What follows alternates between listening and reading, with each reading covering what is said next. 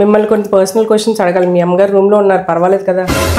ఏడు పర్సనల్, నేను ఇక్కడే ఉంటాను, మీరు ఏటి అడుగుతారు అడగండి. నేను అడిగిన క్వశ్చన్స్ కి నిజాలే చెప్పండి, లేదంటే మీకే ప్రమాదం. సరే డాక్టర్. మీరు రోజు ఏ టైం పడుకుంటారు? తెల్లవారు 3 లేదా 4 అవుద్ది డాక్టర్. అమ్మా నైట్ 9 అయిపోయింది కదా, నేను పడుకుంటాను, నన్ను డిస్టర్బ్ చేయకే. సరే సరే పడుకో.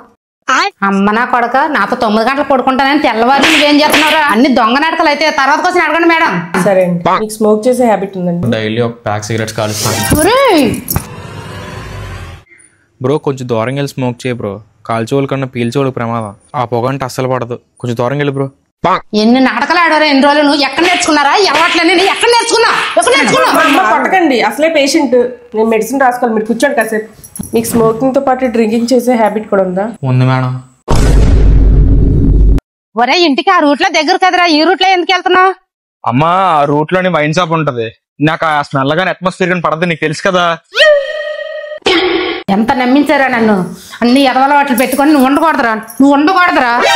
ఫస్ట్ నేను దొరికినప్పుడు చూసుకోవచ్చులే.